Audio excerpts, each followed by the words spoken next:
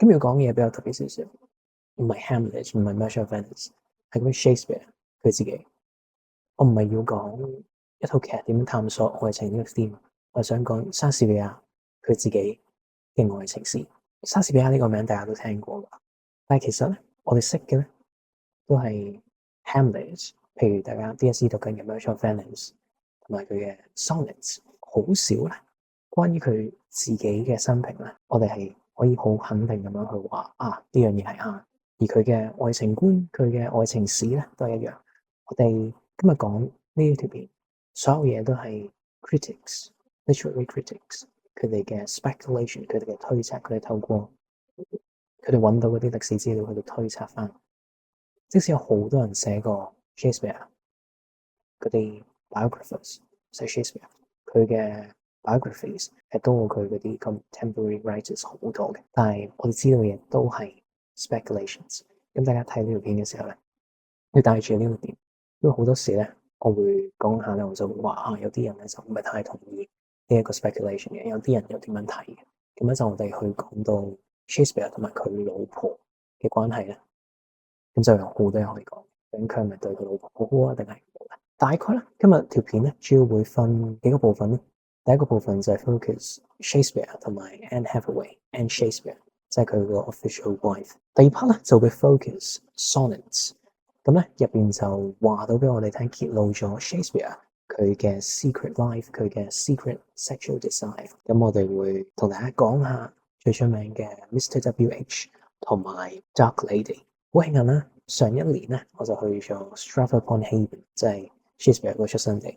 咁我就去咗 Shakespeare's birthplace 同埋 Anne Hathaway 個 cottage。咁佢哋兩個之間咧相差大概45分鐘路咁樣啫。點解我要帶出呢個 personal experience 啊？咁首先好值得去啦，我覺得 hands-on experience，我哋可以同嗰啲 museum staff 去到傾偈，佢哋全部都係 well-versed in Shakespeare。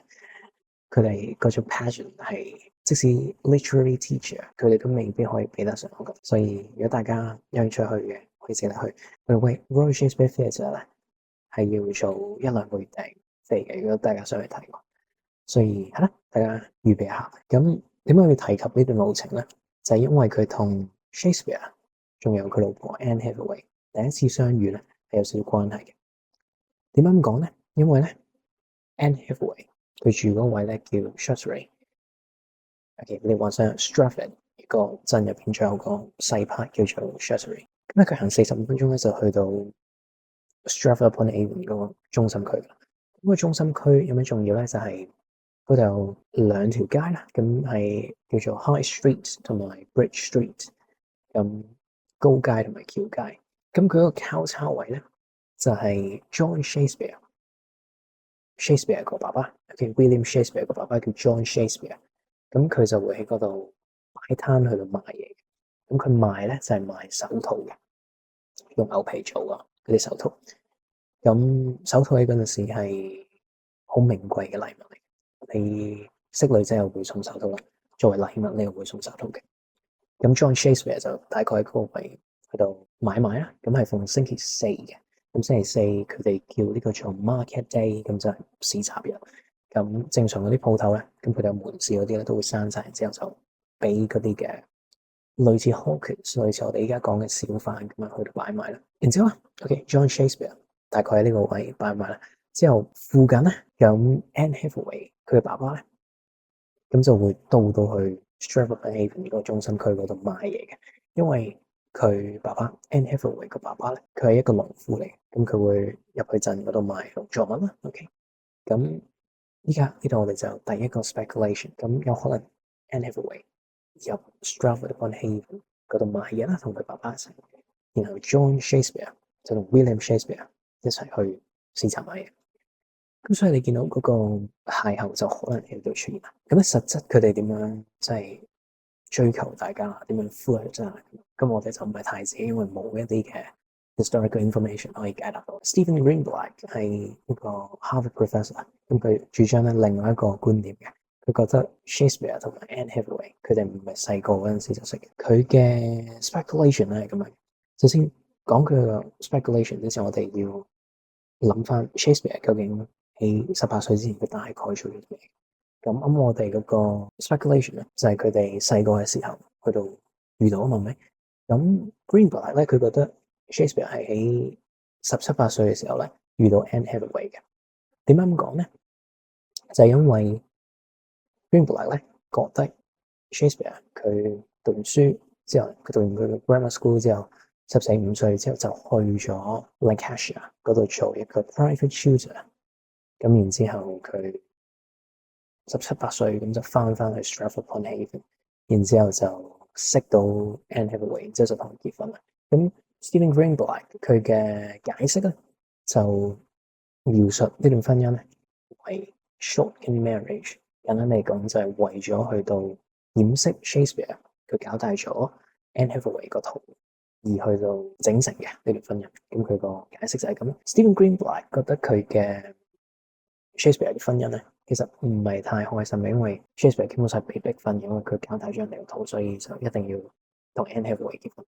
咁咧好有趣就係咧，我哋又有另外一邊嘅 argument speculation。咁咧，我哋而家呢個 critic 咧，佢叫 Olin。咁咧，佢就話其實 Shakespeare 咧，佢唔似係被逼婚嘅喎。點解咧？Olin 佢第一個提出嘅位咧，就係其實好多女仔咧喺當時咧係結婚前咧都已經係有 pregnancy 㗎，所以其實呢個唔係太大問題嘅。As long as 個小朋友出世嘅時候，你哋結婚咁就 OK 㗎啦。咁呢個係 Olin 作為一個 literary critic 佢提供嘅另外一個面向啦。然之後，其實 Stephen Greenblatt 佢有另外一個 point 嘅，佢就係話當時咧 Stratford-upon-Avon 佢哋有啲節日係會令到婚姻係唔可以進行嘅，咁就令到 William Shakespeare 可能要等到下一年先可以結婚嘅。咁之後 Olin 佢覺得就話唔係，當時嗰啲嘅節日咧其實冇咁問嘅，令到個時間，所以佢都覺得 Stephen Greenblatt 呢個 argument 唔係太 OK 嘅。咁 Olin 佢講咁多 counter arguments，佢想證明啲乜嘢咧？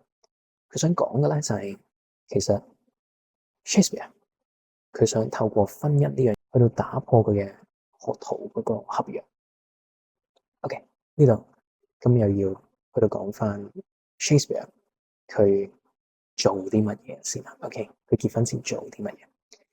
咁對於 Olin 嚟講咧，佢就唔係去咗 Lancashire 嗰度做 private tutor。對於佢嚟講咧，佢就留喺 Stratford-upon-Avon， 佢就首先幫佢爸爸手啦。我記得讀書之後14、15歲之後。John Shakespeare 佢爸爸已經俾唔到錢 William Shakespeare 去到再學拉丁文呢啲咁高級嘅嘢啦，因為佢經濟比較係 in decline 緊啦。咁留意 John Shakespeare 係一個好 brilliant 嘅 literary figure，我覺得佢嘅生平仲有趣過 William Shakespeare 嘅。有陣時可以再諗下 Shakespeare 佢點樣被佢自己爸爸嘅生意失敗去到影響佢嗰啲嘅作品入邊嗰啲嘅元素，譬如 Merchant of Venice 入邊，最後尾。Antonio 咪有一個好奇怪嘅結局嘅，就係無啦啦啲船翻返晒嚟。其實呢個咧 Stephen Greenblatt 覺得佢呢一個位 Shakespeare 係想去到叫做處理翻佢同爸爸之間嘅關係，因為佢見到爸爸佢生意失敗，咁所以佢就有呢種恐懼，咁所以就令到 Antonio 最後啲船可以安全翻到嚟。咁我哋可以開另外一條片講下，我覺得係幾有趣嘅呢個 point。唔淨止 Merchant of Venice 嘅，有其他戲類。啱講到啦 John Shakespeare 佢冇錢俾 Shakespeare 讀書，咁之後 quit 咗 grammar school 啦。Shakespeare 可能覺得咧佢繼續幫爸爸做嘢，又或者佢係做緊一個 schoolmaster。咁我哋唔係太知佢邊度教書嘅。呢個 Aubrey 作為一個 biographer， 佢就係講咗呢一句，然之後佢冇講其他任何地址嗰啲嘅，大概可能喺 Stratford-upon-Avon 附近嘅一啲細鎮仔㗎咯，我諗。Anyway， 總之幫爸爸做嘢，或者佢係一個 schoolmaster， 但係 OK 唔係 Stephen Greenblatt 講嗰個 private tutor。之後佢就到17歲，咁佢就開展咗佢嘅學徒制 apprenticeship。咁佢做乜咧？咁就係學咗一個屠夫嘅。OK，呢位就得意啦。Olin 咧就覺得 Shakespeare 佢係利用呢段婚姻 somehow 去到打破個學徒制，然之後可以順理成章去倫敦嘅。點解咁講咧？因為學徒制咧，佢其中一個要求就係你唔可以結婚嘅。OK，by the way，唔可以結婚呢樣嘢咧，係 apply to 另外一堆人嘅，就係當時讀大學嗰堆人，啲 university wits。OK，譬如 Christopher Marlowe、Robert Greene 嗰堆，咁你一定係要單身嘅。所以點解你有 Bachelor of Arts？OK，就係咁嚟。去倫敦之後，William Shakespeare 同埋 Anne Hathaway 嘅關係點樣咧？咁傳統少少嘅睇法啦，就係 Shakespeare 大概每年翻去 Stratford upon Avon 一次啦，然後佢要去買地買屋嗰啲嘢，翻去做少少嘅交易咁樣。咁但係佢唔係太翻得多嘅。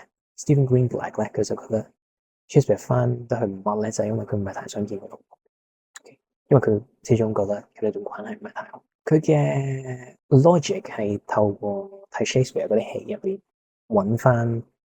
好似有啲位係睇到 Shakespeare 受到一啲婚姻嘅不幸，佢老婆不斷喺度同佢去投訴嗰啲嘢。另外一個新啲嘅 interpretation 咧，就係 Shakespeare 佢帶埋 Anne Hathaway 去倫敦嘅。呢個 point 咧就唔係太多 critics 去到 develop，因為有啲新啊呢個 point，同埋佢哋個歷史證據就係得一張紙仔，有個人寫信俾 Anne Hathaway，然之後佢就叫佢幫 Shakespeare 還錢嘅。咁就大概係咁啦。Shakespeare 同 Anne Hathaway 喺倫敦嘅時候個狀況。咁我哋講到 Stephen Greenblatt，佢話 Shakespeare 嘅戲咧，其實係反映緊佢對婚姻嘅不幸嘅，同埋或者佢嘅老婆點樣對佢咧。咁我哋呢度咧可以睇一睇一段嘅 extract。呢段 extract 咧係嚟自 The Comedy of Errors。咁有個角色咧叫做 Adriana。咁 Stephen Greenblatt 咧覺得佢係會幫助到我哋了解 Anne Hathaway 佢嘅感情嘅。咁我哋睇睇。How comes it now, my husband? Oh, how comes it now that thou art that estranged from thyself? Thyself, I call it, being strange to me that undividable, incorporate, and better than thy dear self's better part. Ah, do not tear away thyself from me.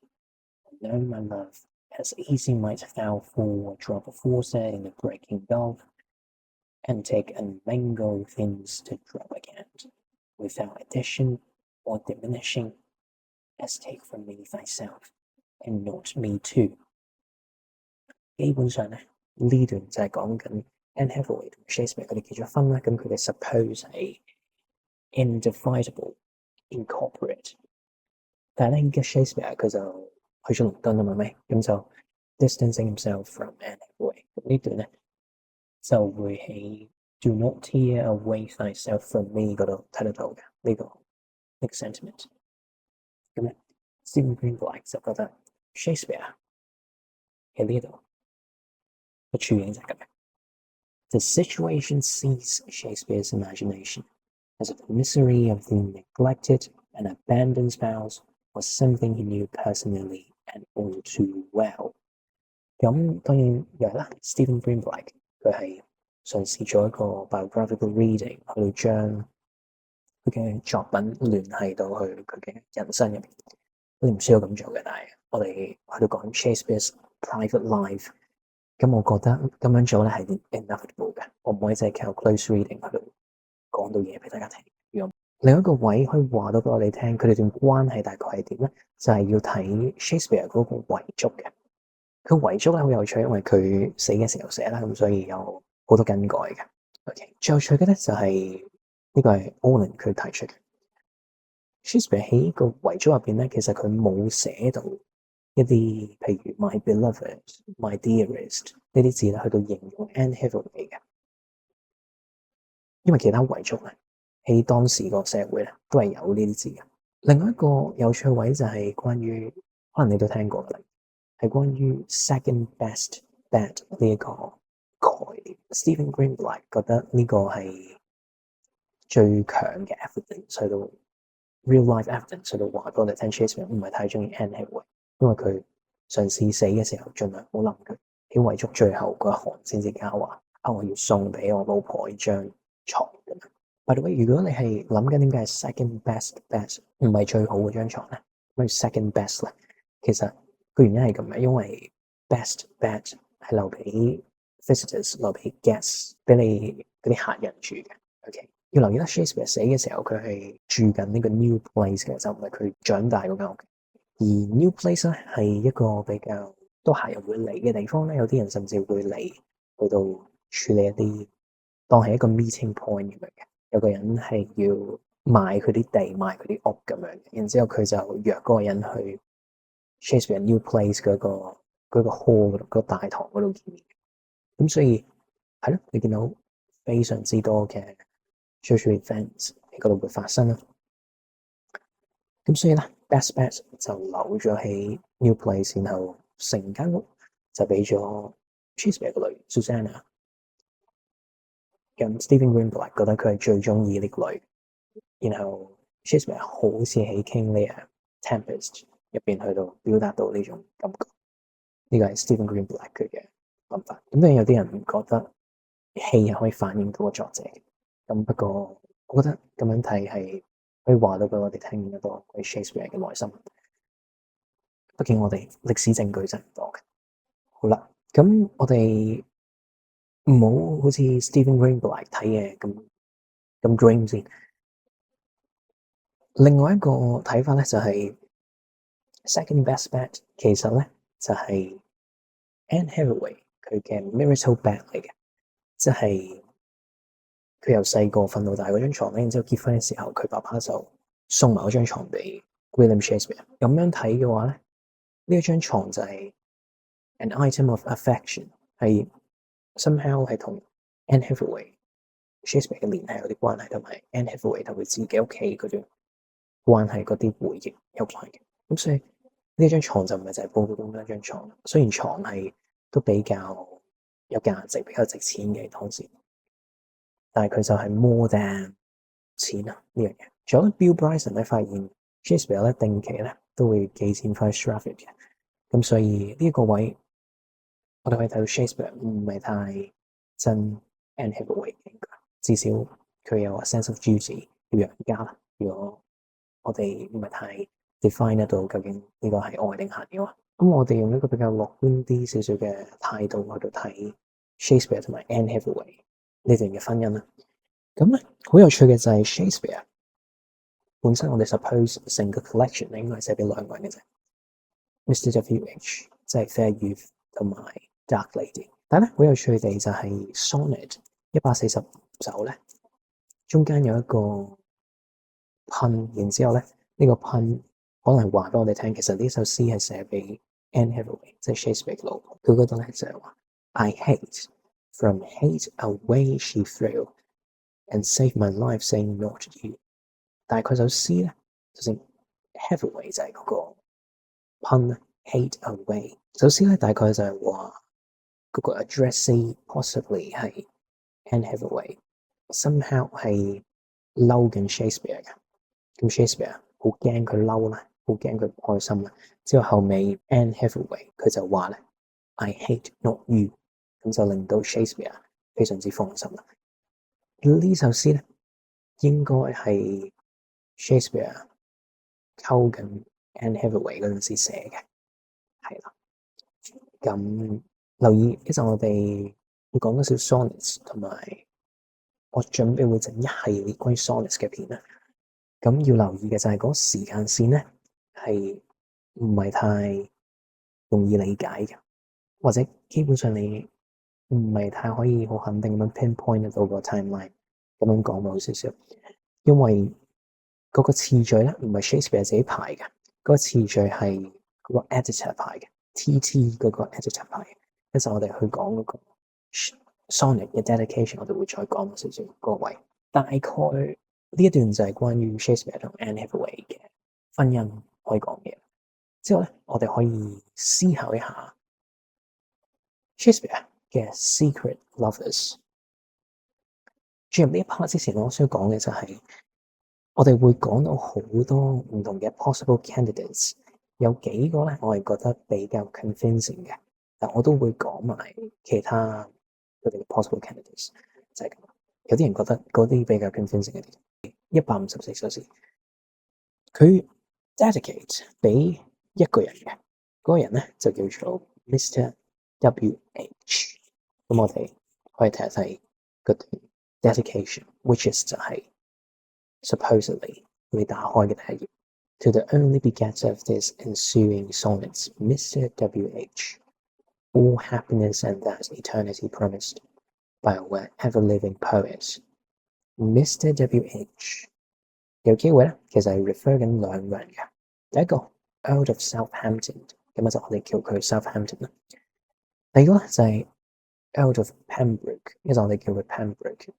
但係咧要留意有個位好有趣，呢度叫 Mr. W.H. 唔明，但係 Southampton 同埋 Pembroke 佢哋係貴族嚟嘅，你唔應該用 Mr. 去稱呼佢哋。咁不過 anyway 呢個係其中一個少少奇怪嘅位啦。但係 Out of Southampton 係非常之 fit 嘅。如果佢係真係 Mr. W.H. 嘅話，咁我想先講 Southampton 嘅嘢。154首詩入邊咧，頭17首係 in particular 勸 Southampton 去到結婚嘅。個故事係點樣嘅咧？就係、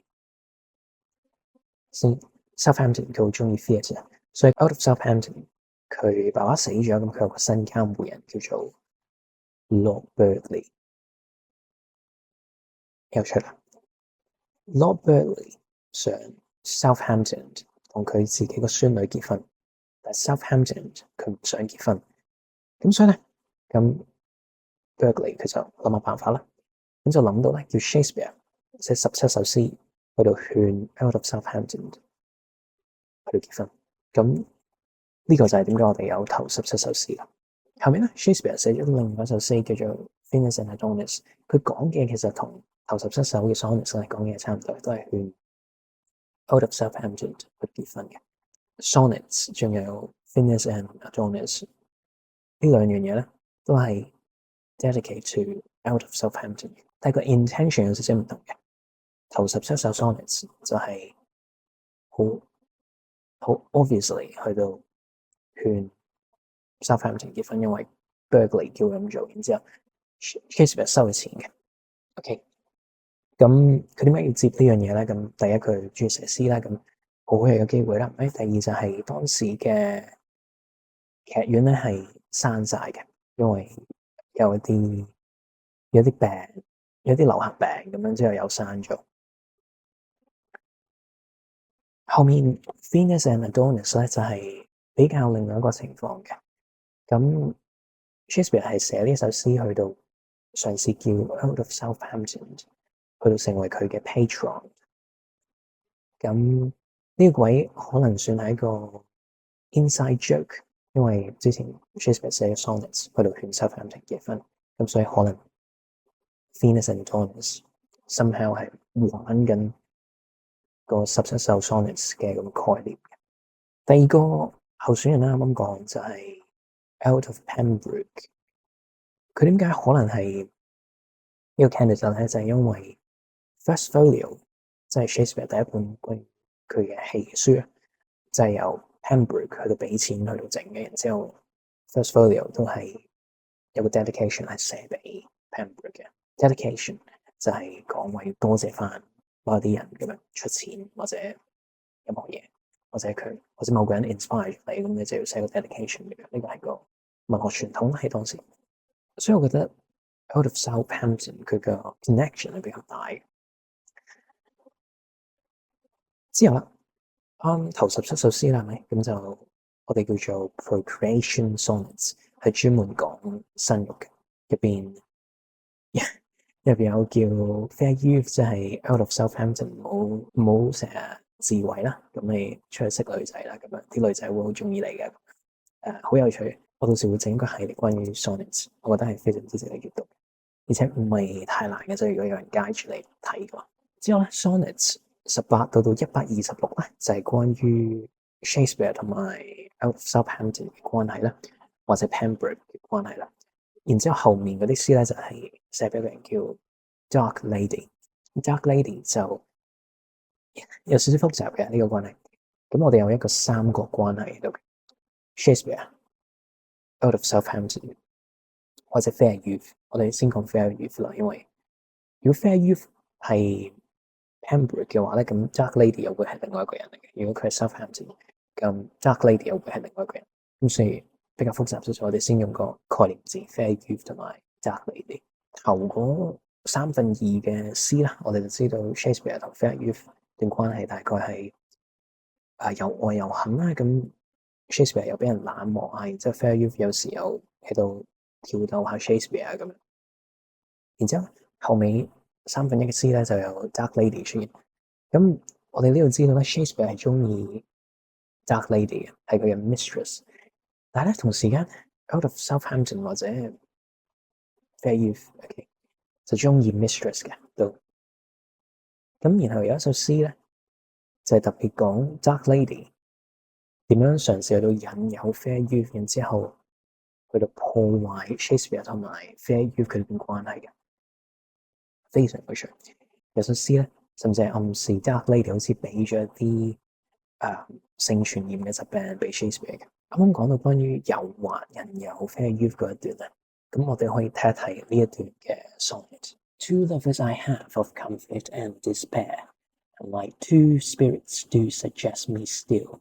The better angel is a man right fair, the worse spirit is a woman colored ill.